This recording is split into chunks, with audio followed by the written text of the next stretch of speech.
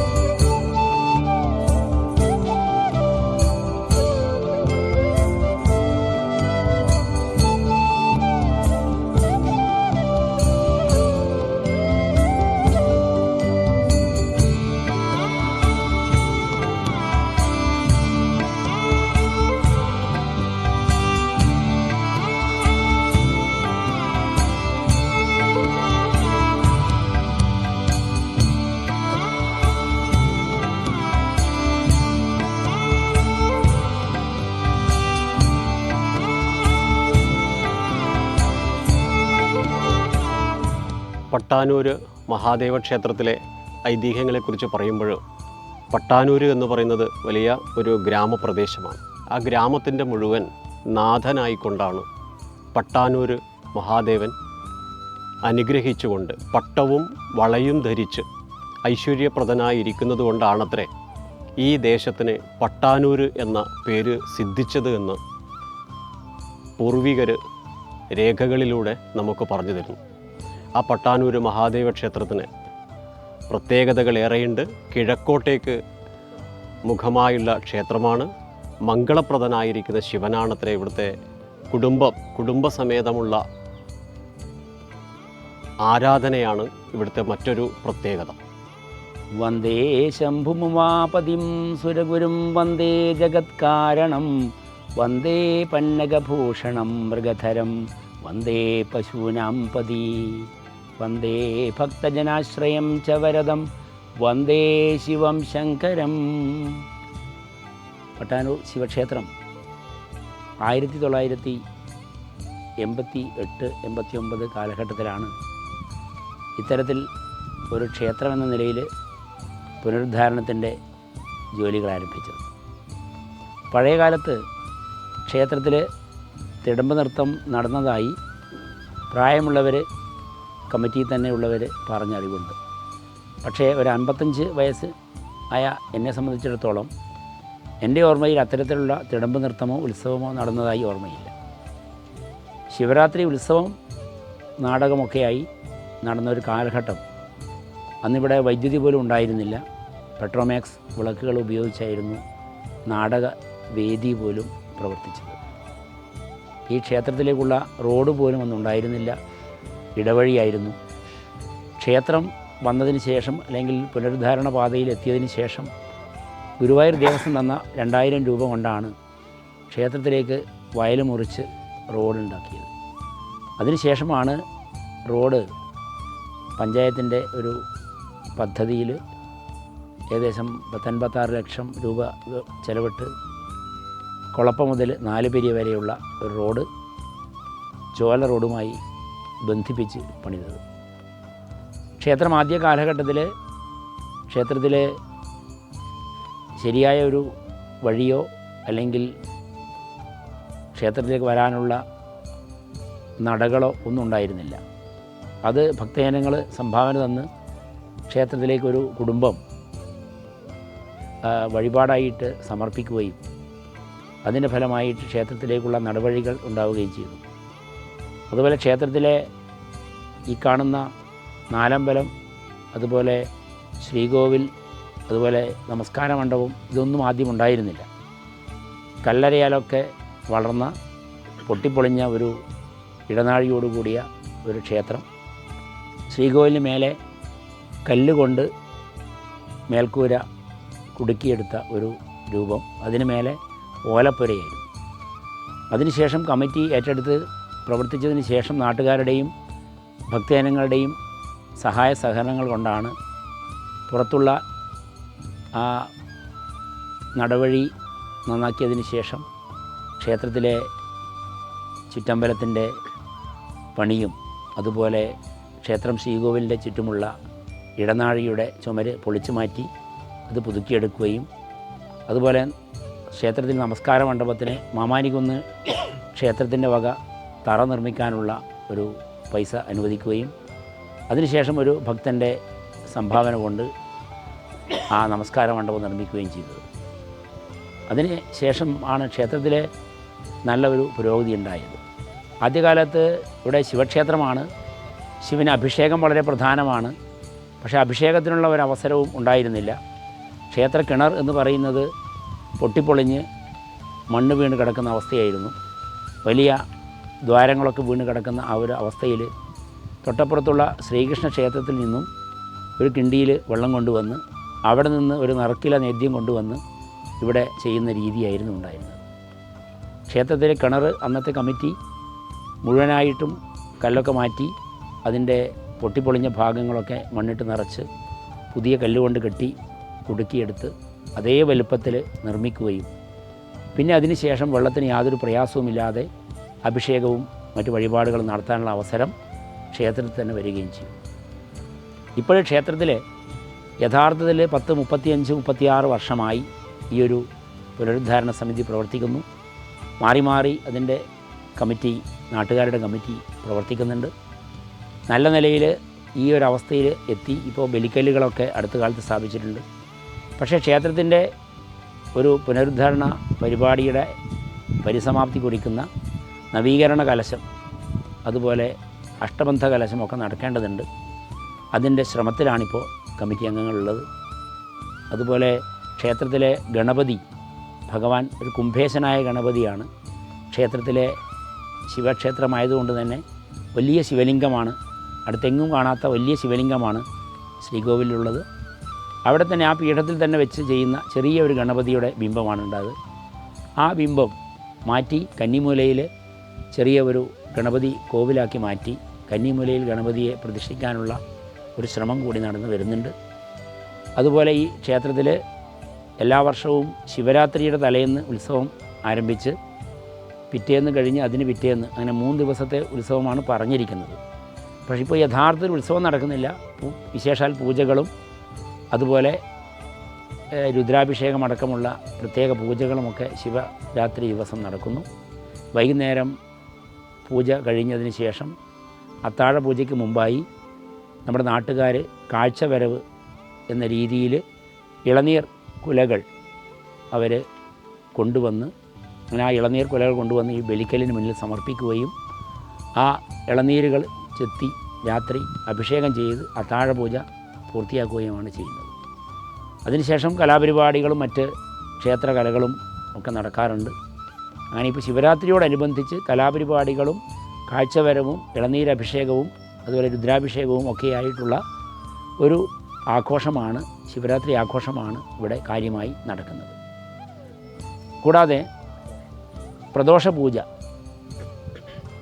ഇവിടെ ഒരു പ്രശ്നം ചിന്ത നടത്തുകയും അതിനുശേഷം ശിവക്ഷേത്രമായതുകൊണ്ട് പ്രദോഷ പൂജ വളരെ പ്രധാനമാണെന്ന് പറയുകയും കഴിഞ്ഞ 5-6 വർഷമായിട്ട് എല്ലാ മാസത്തിലെയും 2 പ്രദോഷവും ഭക്തജനങ്ങളുടെ സമർപ്പണമായിട്ട് പ്രദോഷ പൂജയായി ചെയ്തു വരുന്നുണ്ട്.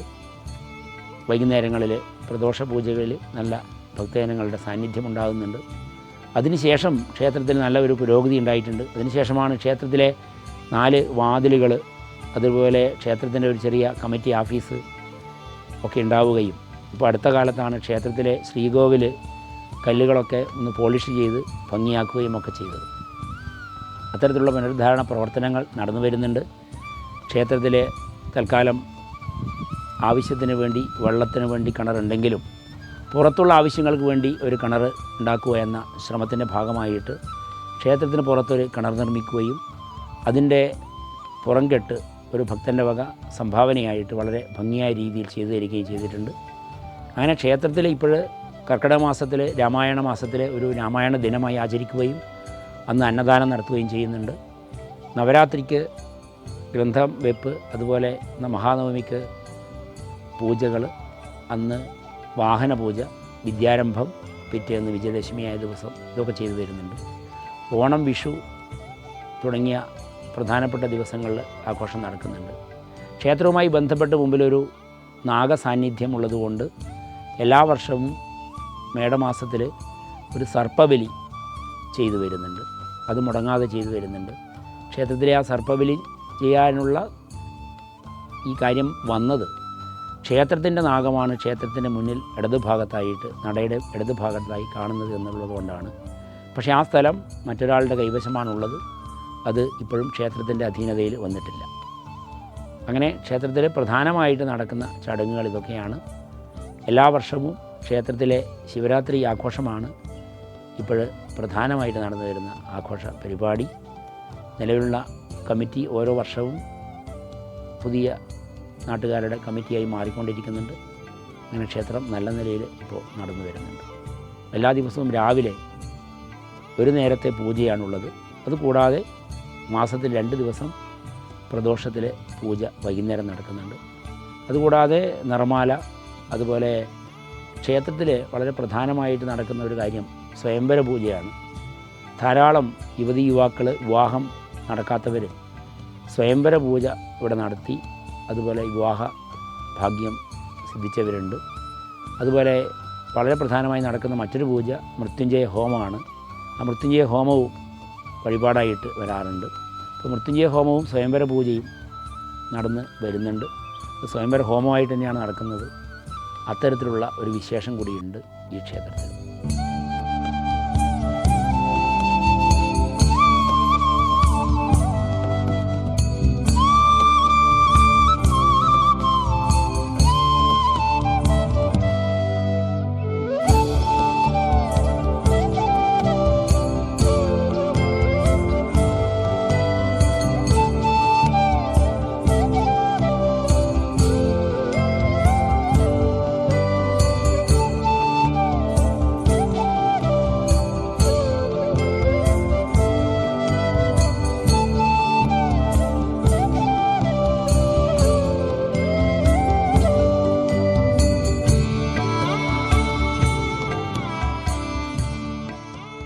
പട്ടാനൂർ ശിവക്ഷേത്രം ഒരു ഗ്രാമക്ഷേത്രമാണെന്നും പട്ടാനൂർ ഗ്രാമത്തിൻ്റെ നാഥനാണ് പട്ടാനൂർ മഹാദേവനെന്നും നമുക്ക് ഇവിടുത്തെ ഐതിഹ്യത്തിൽ നിന്നും മനസ്സിലാക്കുവാൻ സാധിച്ചു. മറ്റൊരു പ്രത്യേകത, ക്ഷേത്രത്തിൻ്റെ 4 ദിക്കും വടക്കുഭാഗം പുഴയും, കിഴക്കുഭാഗം വയൽ, പടിഞ്ഞാറ് ഭാഗം വയൽ, തെക്കുഭാഗം താഴ്ന്ന ഭാഗം, ഈ 4 ഭാഗങ്ങളിൽ നിന്നും ഉയർന്ന് നിൽക്കുന്ന ഒരു ഭൂമിയാണ് പട്ടാനൂർ മഹാദേവ ക്ഷേത്രത്തിൻ്റെ പ്രത്യേകത എന്ന് പറഞ്ഞാൽ, ദേവൻ ഇവിടുന്ന് നോക്കിയാൽ എല്ലാ ഭാഗവും കാണാൻ പറ്റാവുന്ന രീതിയിലാണ് ഈ ക്ഷേത്രത്തിൻ്റെ ഭൂപ്രകൃതി. അതുകൊണ്ട് തന്നെ ദേശനാഥനായിരിക്കുന്ന മഹാദേവനെ തൊഴുത് പ്രാർത്ഥിക്കുകയും അതുപോലെ തന്നെ നെടുമാംഗല്യത്തിന് വേണ്ടിയും ദീർഘമാംഗല്യത്തിന് വേണ്ടിയും സന്താനങ്ങളുടെ യശസ്സിന് വേണ്ടിയും ഇവിടെ വന്ന് തൊഴുത് പ്രാർത്ഥിച്ചു പോകുന്ന ഭക്തർ ഏറെയാണ്. പട്ടാനൂർ മഹാദേവ ക്ഷേത്രത്തിൽ വന്നാൽ ഏതൊരു ഭക്തനും ധാര വളരെ പ്രധാനമാണ് ശിവന്.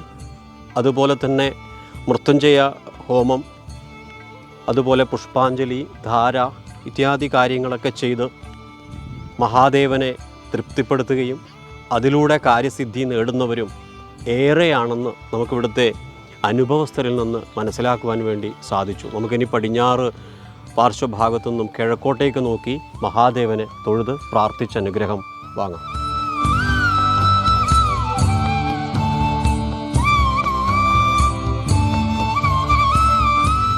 അങ്ങനെ തൊഴുത് നമ്മൾ പ്രദക്ഷിണപഥത്തിലൂടെ പോകുമ്പോൾ നേരത്തെ പറഞ്ഞു പടിഞ്ഞാറ് ഭാഗവും വയലാൽ താഴ്ന്ന പ്രദേശവും അതുപോലെ വടക്കു ഭാഗം കൊട്ടിയൂർ ബാവലി പുഴയിൽ നിന്നും ഒഴുകി വളവട്ടണം പുഴയിലേക്ക് ഒഴുകുന്ന പുഴയുടെ ഭാഗമാണ് ക്ഷേത്രത്തിൻ്റെ വടക്കു ഭാഗമെന്നും നമുക്ക് മനസ്സിലാക്കുവാൻ വേണ്ടി സാധിച്ചു.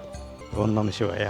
നമ്മളെ പട്ടാമ്പി ശിവക്ഷേത്രത്തെ സംബന്ധിച്ചിടത്തോളം സ്ഥലത്തിൻ്റെ ഒരു പ്രത്യേകത, കിഴക്ക് വശം വയലും പടിഞ്ഞാറ് വശവും വയൽ, വടക്ക് വശം പുഴയും, കുന്നിൻ്റെ ഏറ്റവും മുകളിലായിട്ടാണ് നമ്മളെ ശിവക്ഷേത്രം സ്ഥിതി കൊള്ളുന്നത്. അതുകൊണ്ട് തന്നെ നല്ല ഒരു അന്തരീക്ഷം, വൈകുന്നേരത്തെ അന്തരീക്ഷം നല്ല രീതിയിലുള്ള ഒരു കാലാവസ്ഥ ഇവിടെ പ്രദേശത്ത് കിട്ടുന്നുണ്ട്. കൊട്ടിയൂർ ബാവലിപ്പുഴയിൽ നിന്ന് ഉത്ഭവിച്ച് വളവട്ടത്തേക്ക് സമാപിക്കുന്ന പുഴയുടെ ഒരു വശമാണ് വടക്കു ഭാഗത്ത് സ്ഥിതി ചെയ്യുന്നത്.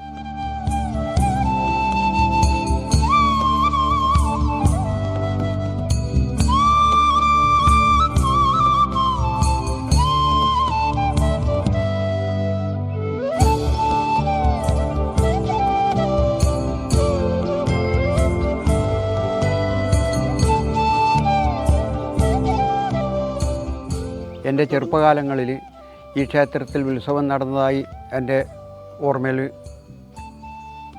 ഉണ്ടായിരുന്നു. അതിനുശേഷം കുറേ വർഷങ്ങൾ ഉത്സവം നടന്നതായിട്ട് അറിയുന്നില്ല. ഈ നാട്ടുകാരുടെ കമ്മിറ്റി ഏറ്റെടുത്തതിന് ശേഷം ഈ ക്ഷേത്രത്തിൻ്റെ നവീകരണ പ്രവർത്തനങ്ങൾ നടന്നു കൊണ്ടേയിരിക്കുകയും ഇന്നത്തെ ഈ നിലയിൽ എത്തിയത് നാട്ടുകാരുടെ സഹായ സഹകരണങ്ങളോടുകൂടി ആണ് എത്തിച്ചേർന്നിട്ടുള്ളത്. എത്രയും പെട്ടെന്ന് നവീകരണ കലശം നടത്താൻ നാട്ടുകാരുടെ സഹായങ്ങൾ അഭ്യർത്ഥിക്കുന്നു.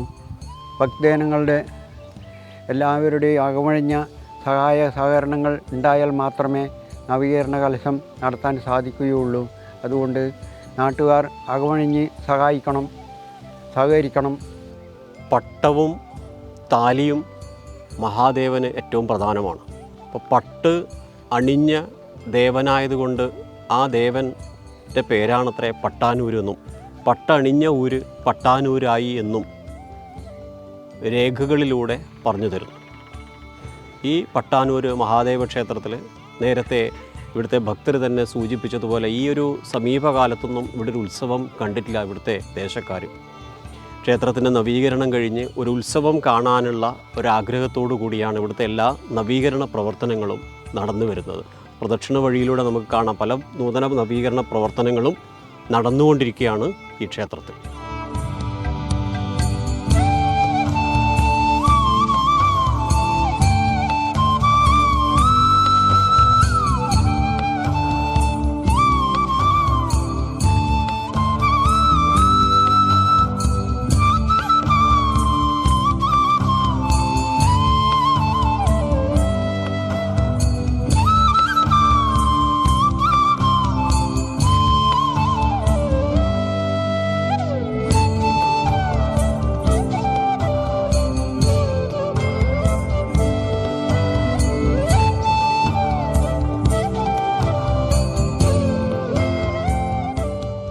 ഓം നമഃ ശിവായ. ഇവിടെ മാതൃസമിതി യോഗത്തിൽ നമ്മൾ അമ്മമാരെ കൊണ്ട് കഴിയുന്ന സഹായങ്ങൾ ചെയ്യലുണ്ട്. ശിവരാത്രി ഉത്സവത്തിൻ്റെ സമയത്ത് അതിനും നമ്മൾ മാതൃസമിതി എല്ലാം ചെയ്തു കൊടുക്കലുണ്ട്. ഞാനിവിടെ 84 ഞാൻ ഈ പ്രദേശത്ത് വന്നിന്. അന്നേരം ഈ ഭഗവാൻ അനുഗ്രഹിച്ചിട്ട് എനിക്കും എൻ്റെ മക്കൾക്കൊന്നും യാതൊരു വിഷമം ഇതുവരെ ഉണ്ടായിട്ടില്ല. വിളിച്ചാൽ വിളി കേൾക്കുന്ന മഹാദേവനാണ്. അതുകൊണ്ട് ഇത് എന്നേക്കും എല്ലാവർക്കും അതേപോലെ നല്ലത് വരട്ടെ എന്ന് മഹാദേവനോട് പ്രാർത്ഥിക്കുന്നു. ശിവരാത്രി ദിവസങ്ങളിൽ വിളക്ക് കൊടുക്കുക, അടിച്ചു കളിക്കുക, എല്ലാവരും നമ്മൾ വനിതകൾ സഹകരിക്കുന്നുണ്ട്. ഇപ്പം ചെറിയൊരു വനിതകൾ നമ്മൾ സഹകരിച്ചിട്ട് ഒരു വരിസംഖ്യ ഇപ്പം തുടങ്ങിയിട്ടുണ്ട്. ഒരു 8 മാസമായി തുടങ്ങിയിട്ട്. ഇത്രയേ ആയിട്ടുള്ളൂ. മുൻകാലങ്ങളിലുണ്ടേനും അതെല്ലാം വീണുപോയി. അങ്ങനെയാണ് ഉള്ളത്. മുമ്പേ ഞാനിവിടെ കാണുമ്പോൾ ഈ അമ്പലം ജീർണാവസ്ഥയിൽ ഉള്ള ഗതിയിലേനു ഉള്ളത്. നടന്നു വരാൻ വഴിയില്ല, വെള്ളമില്ല, അങ്ങനത്തെ അവസ്ഥയിലാണ് ഉണ്ടായിന്. അങ്ങനെയല്ല നമ്മളെല്ലാവരും സഹകരിച്ചിട്ട്, നാട്ടുകാരും വിദേശത്തുള്ള കൂട്ടരും എല്ലാവരും സഹകരിച്ചിട്ട് ഈ തരത്തിൽ ആയി. മഹാദേവന് അനുഗ്രഹം എന്നും ഉണ്ട് എന്ന് തന്നെ വിചാരിക്കുന്നു. ആ അനുഗ്രഹം കൊണ്ടാണ് നമ്മളിങ്ങനെ പോകുന്നത്.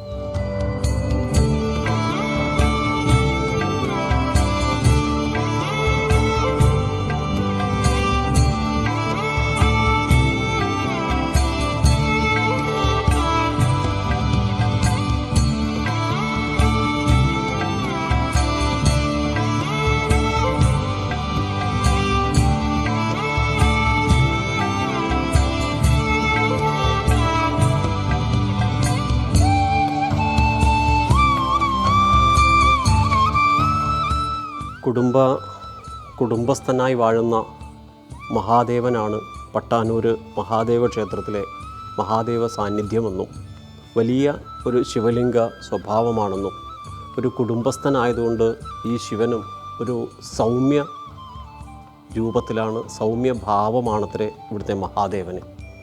അതുകൊണ്ട് തന്നെ ഇവിടെ വന്ന് തൊഴുതു പ്രാർത്ഥിച്ചാൽ സന്താനലബ്ധിയും അതുപോലെ തന്നെ വിവാഹ കാര്യത്തിന് വേണ്ടി, വിവാഹ സാധ്യത്തിന് വേണ്ടി ഇവിടെ വന്ന് സ്വയംവര പുഷ്പാഞ്ജലി കഴിപ്പിച്ചു കഴിഞ്ഞാൽ വിവാഹം നടക്കുന്നതും ഈ ഒരു സൗമ്യഭാവത്തിലായ ശിവനായതുകൊണ്ടാണത്രേ. ശിവക്ഷേത്രത്തിൻ്റെ ധാരാളം പ്രത്യേകതകൾ നമുക്ക് മനസ്സിലാക്കാം. ഈ സമീപ കാലഘട്ടത്തിലാണ് ഇതിൻ്റെ നിർമ്മാണ പ്രവർത്തനങ്ങൾ. കാരണം പഴയ സമ്പ്രദായത്തിൽ നിന്ന് ഇതിൻ്റെ കണക്കുകളൊന്നും തന്നെ തെറ്റാതെ അതേ ശിലകൾ തന്നെ ഉപയോഗിച്ചുകൊണ്ട് പൂർണ്ണമായും നവീകരിച്ച കാര്യങ്ങൾ നമുക്ക് കാണാം. ഇത് അകത്ത് ഇടനാഴിയോടുകൂടിയ ഒരു ശ്രീകോവിൽ കൂടിയാണ് പട്ടാനൂർ മഹാദേവ ക്ഷേത്രത്തിലെ ശ്രീകോവിൽ. അകത്ത് നമുക്ക് കാണാം സപ്തമാതൃക്കളെയും അതുപോലെ തന്നെ അഷ്ടദിക്പാലന്മാരെയും ഒക്കെ സങ്കല്പം ചെയ്തു. പ്രദോഷ ദിവസം, നമ്മളിന്ന് മഹാദേവ ക്ഷേത്രത്തിലെ പ്രദക്ഷിണ വഴിയിലേക്ക് കൂടി എത്തുന്ന ദിവസം, ഇന്നിവിടെ പ്രദോഷ ആഘോഷമാണത്രേ. അപ്പോൾ പ്രദോഷ ദിവസം സന്ധ്യയോടുകൂടി ക്ഷേത്ര പരിസരവാസികളും എല്ലാവരും കൂടി വന്ന് തൊഴുതു പ്രാർത്ഥിച്ച് കാര്യം സാധിച്ചു പോകുന്നവരും ഏറെയാണ്. മറ്റൊന്ന് നമുക്കറിയാം, ശിവന് പൂർണ്ണ പ്രദക്ഷിണമില്ല. ഈ ഓവ് വരെയാണ് ശിവക്ഷേത്രത്തിലെ പ്രദക്ഷിണ ക്രമം. ഇവിടുന്ന് ഭക്തന്മാർ തൊഴുത് താഴികക്കുടത്തെയും അതുപോലെ തന്നെ ഓവ് ഭാഗവും തൊഴുത് പ്രാർത്ഥിച്ചുകൊണ്ട് വീണ്ടും അപ്രദക്ഷിണമായാണ് ശിവക്ഷേത്രത്തിലെ പ്രദക്ഷിണ രീതി. ശിവന് ത്രീണി ശങ്കരേ, 3 പ്രദക്ഷിണമാണ് ശിവക്ഷേത്രത്തിലെ വിധിയും. എത്ര നമഃശിവായ മന്ത്രം ചൊല്ലി തൊഴുതു പ്രാർത്ഥിച്ചു പോകാമോ അത്രയും നല്ലത്. കാരണം നരനായിങ്ങനെ ജനിച്ചു ഭൂമിയിൽ നരകവാരീധി നടുവിൽ ഞാൻ എന്നാണ്. അപ്പോൾ എത്ര കണ്ട് മഹാദേവനെ പ്രാർത്ഥിച്ച് നമഃശിവായ മന്ത്രം ചൊല്ലി ശിവക്ഷേത്ര പ്രദക്ഷിണം ചെയ്യാമോ അത്രയും നല്ലത്. പട്ടാനൂർ ദേശക്കാർ അതിൽ ഭാഗ്യവാന്മാരാണ്.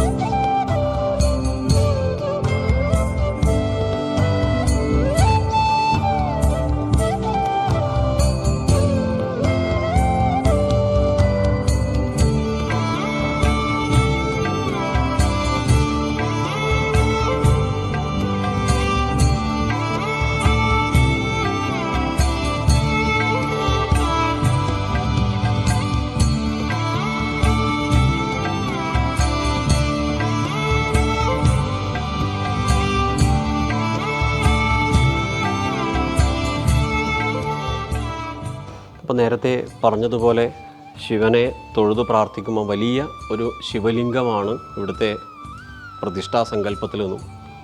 ഈ ദ്വാസ്തന്മാരെയൊക്കെ ഈ സമീപ കാലഘട്ടത്തിലാണ് നവീകരിച്ചു കൊണ്ടത്. നമുക്കറിയാം ക്ഷേത്രത്തിൽ അധികം ക്ഷേത്രത്തിൽ നിന്ന് മറ്റുള്ളവർ പറയും മറ്റ് സംസാരങ്ങളൊന്നും പാടില്ല. ഈ ദ്വാസ്തന്മാരാണത്രേ ഇതിനെ ശ്രദ്ധിക്കുന്നത്.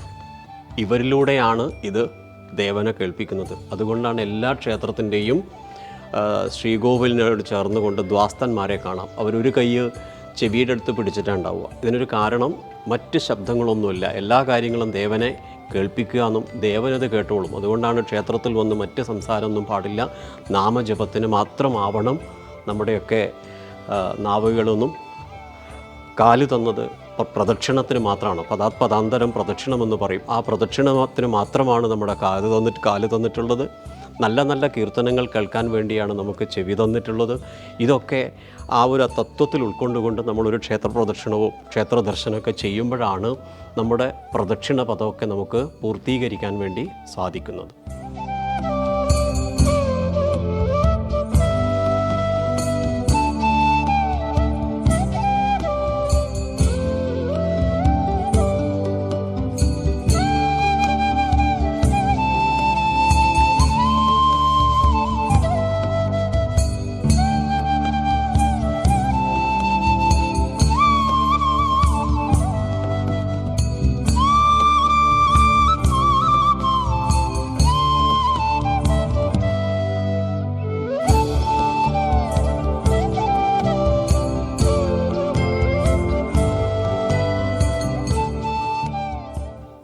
രാവിലെ ഇവിടെ 6 മണിക്ക് 7 മണി 6-6:30 വരും വന്ന് നട തുറന്ന് വിളക്കത്തിച്ച് അഭിഷേകം നടത്തി ജലധാരയൊക്കെ കഴിച്ച് മലർ നിവേദ്യമെല്ലാം കഴിഞ്ഞ് പിന്നെ നിവേദ്യമാക്കി പായസമൊക്കെ ആക്കി പൂജയൊക്കെ നടത്തുന്നതാണ്. പ്രദോഷ പൂജയായിട്ട് എല്ലാ മാസവും എല്ലാ പ്രദോഷത്തിനും പൂജയുണ്ട്. അത് ഭക്തന്മാരുടെ വഴിപാടായിട്ട് നടത്തുന്നുണ്ട്. പിന്നെ പ്രദോഷമായിട്ട് ഈ വഴിപാട് നടത്തിയാൽ വളരെ എല്ലാവർക്കും നല്ല ശ്രേയസ്സും ഗുണമായിട്ട് വരുന്നതാണ്. പിന്നെ എല്ലാ മാസവും ഈ പ്രദോഷമായി പിന്നെ അതുകൂടാതെ നിർമ്മാല ശിവരാത്രി അങ്ങനെയുള്ള വിശേഷ ദിവസങ്ങളിലൊക്കെ നടന്ന പൂജയുണ്ട്.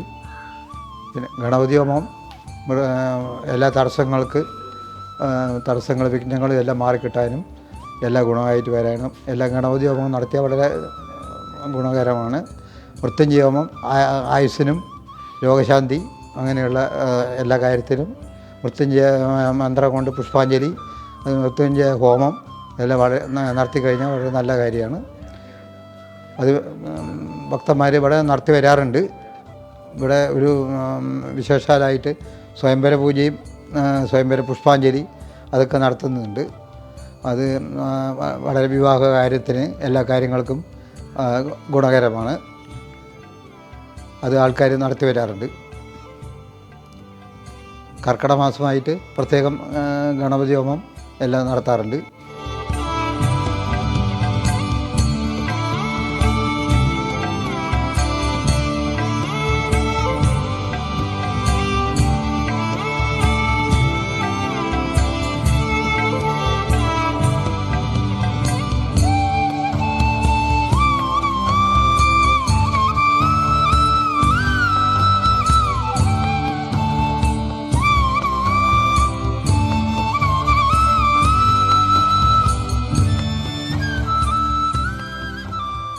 പട്ടമണിഞ്ഞ ദേവനായതുകൊണ്ടാണത്രേ പട്ടാനൂര് എന്ന പേര് വന്നത് എന്നും കർക്കിടക മാസത്തിൽ വിശേഷമായും രാമായണ പാരായണം നടത്തിയും നവരാത്രി കാലഘട്ടത്തിൽ വിദ്യാരംഭവും അതുപോലെ തന്നെ ഗ്രന്ഥപൂജയും നടത്തുന്ന പവിത്രമായ മഹാദേവക്ഷേത്രം.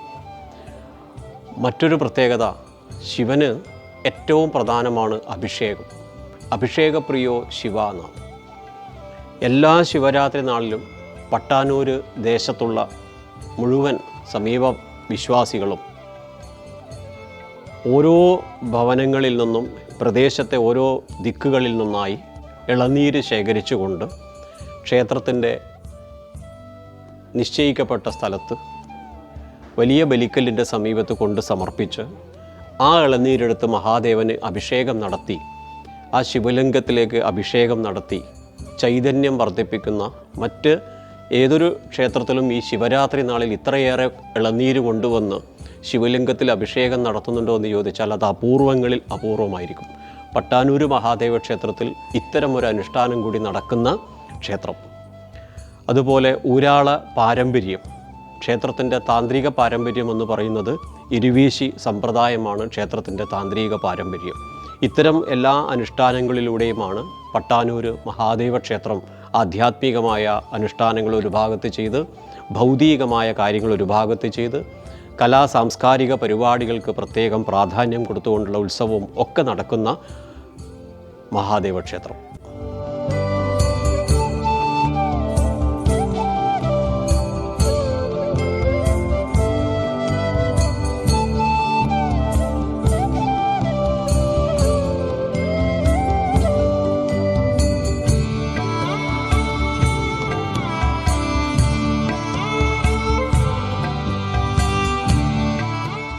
ശിവം ശിവകരം ശാന്തം ശിവാത്മാനം ശിവോത്തമം ശിവമാർഗപ്രണേതാരം പ്രണതോസ്മി സദാശിവം.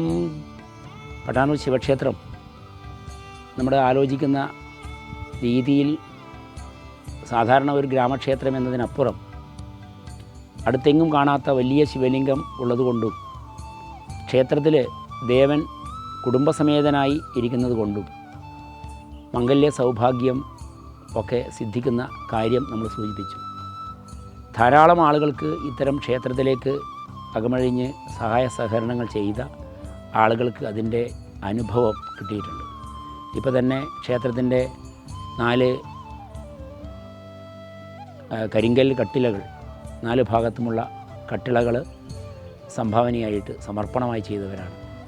അതുപോലെ ക്ഷേത്രത്തിൻ്റെ ശ്രീകോവിലിൻ്റെ ഓട് സമർപ്പണം ചെയ്തതാണ്. അതുപോലെ നമസ്കാര മണ്ഡപത്തിൻ്റെ മേൽപ്പുര ഒരാൾ സമർപ്പണം ചെയ്തതാണ്. ക്ഷേത്രത്തിൻ്റെ ഈ ഒരു ജോലി നടക്കുന്ന സമയത്ത് ധാരാളം ആളുകൾ കല്ലുകൾ തന്നിട്ടും അതുപോലെ അതിന് വേണ്ട സാധനങ്ങൾ തന്നിട്ടും ഒക്കെ സമർപ്പണം ചെയ്തിട്ടുണ്ട്. അങ്ങനെ സമർപ്പണം ചെയ്തവർക്കൊക്കെ അവരുടെ ധാരാളം പ്രയാസങ്ങൾ ദൂരീകരിക്കാനും അവരുടെ ജീവിതത്തിൽ ശ്രേയസ്സുണ്ടാകാനും കാരണമായിട്ടുണ്ട്. ഇനിയും ക്ഷേത്രത്തിന് ധാരാളം പുനരുദ്ധാരണ പ്രവർത്തനങ്ങൾ നമുക്ക് ചെയ്യാനുണ്ട്. ഇപ്പോൾ തന്നെ ക്ഷേത്രത്തിലെ മതിൽ ആയിട്ടില്ല.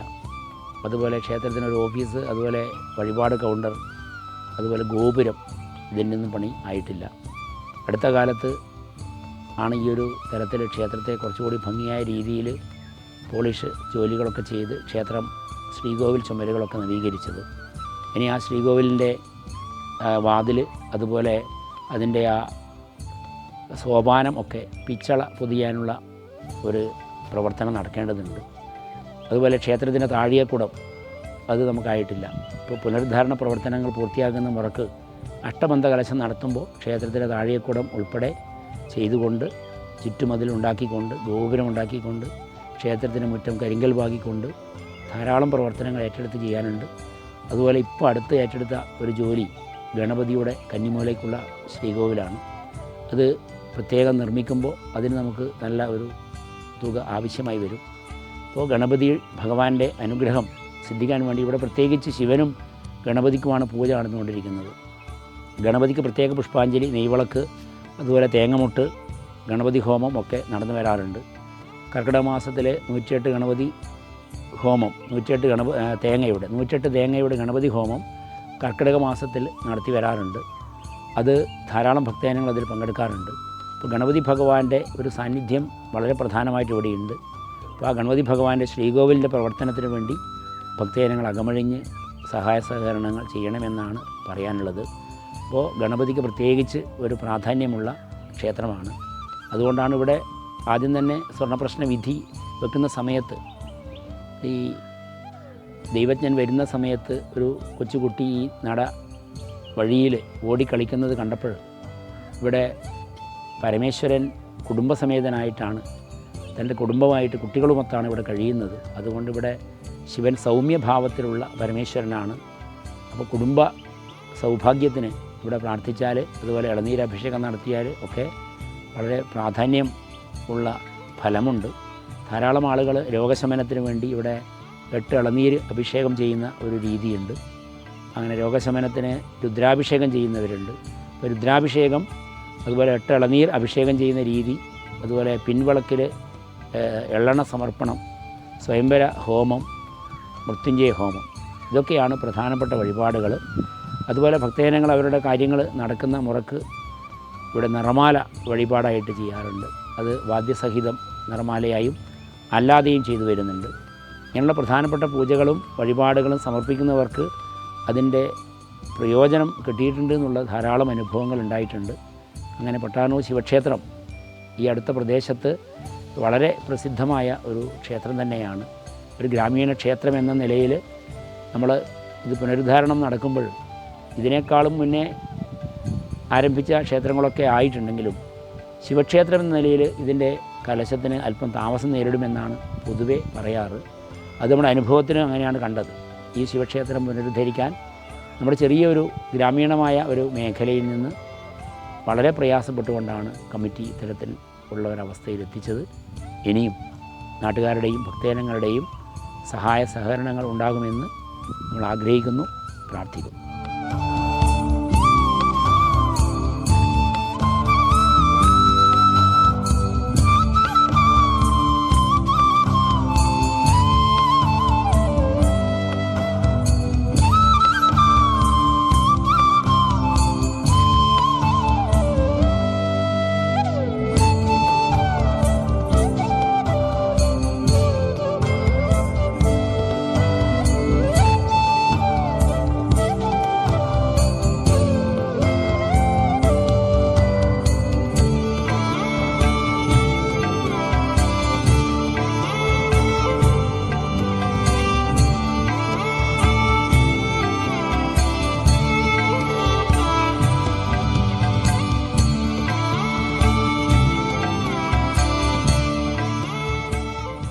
പട്ടാനൂർ മഹാദേവ ക്ഷേത്രത്തിൻ്റെ ഐതിഹ്യങ്ങളെക്കുറിച്ചാണ് നമുക്ക് ഇതുവരെ മനസ്സിലാക്കാൻ സാധിച്ചത്. പട്ടവും വളയും അണിഞ്ഞതുകൊണ്ട് പട്ടാനൂരെന്നും, ഏകദേശം 4 ഭാഗങ്ങളാലും ഉയർന്നു നിൽക്കുന്ന ഒരു പ്രദേശം, പട്ടാനൂർ ദേശത്തിൻ്റെ മുഴുവൻ അധ്യക്ഷനായിക്കൊണ്ട് കിഴക്ക് ദർശനമായിട്ടുള്ള മഹാദേവ ക്ഷേത്രം, അങ്ങനെ പ്രത്യേകതകൾ ധാരാളമുള്ള, പ്രദോഷനാളിൽ വിശേഷമായും പ്രദോഷപൂജ നടത്തപ്പെടുന്ന ക്ഷേത്രം, ശിവൻ കുടുംബസമേതനായിരിക്കുന്നതുകൊണ്ട് സൗമ്യഭാവത്തിലാണത്രേ ഈ മഹാദേവൻ്റെ ചൈതന്യമെന്നും, ഇവിടെ വന്ന് തൊഴുതു പ്രാർത്ഥിച്ച് വിവാഹ സാധ്യത്തിന് വേണ്ടി സ്വയംവര പുഷ്പാഞ്ജലി കഴിപ്പിച്ചാൽ പെട്ടെന്ന് തന്നെ വിവാഹം നടക്കുന്നു എന്നുള്ളത് ഇവിടുത്തെ ഒരു പ്രത്യേകതയാണെന്നും, അങ്ങനെ ധാരാളം പ്രത്യേകതയുള്ള പട്ടാനൂർ മഹാദേവ ക്ഷേത്രത്തിലെ ഐതിഹ്യങ്ങളെക്കുറിച്ചും അനുഷ്ഠാനങ്ങളെക്കുറിച്ചുമാണ് നമുക്ക് പ്രദക്ഷിണ വഴിയിലൂടെ മനസ്സിലാക്കുവാൻ വേണ്ടി സാധിച്ചത്. നമ്മുടെ പ്രദക്ഷിണ വഴി ഇവിടെ പൂർണ്ണമാകുന്നില്ല. മറ്റൊരു ക്ഷേത്രത്തിലെ ഐതിഹ്യവും ആചാരങ്ങളും അനുഷ്ഠാനങ്ങളുമായി വീണ്ടും കാണാം. നന്ദി, നമസ്തേ.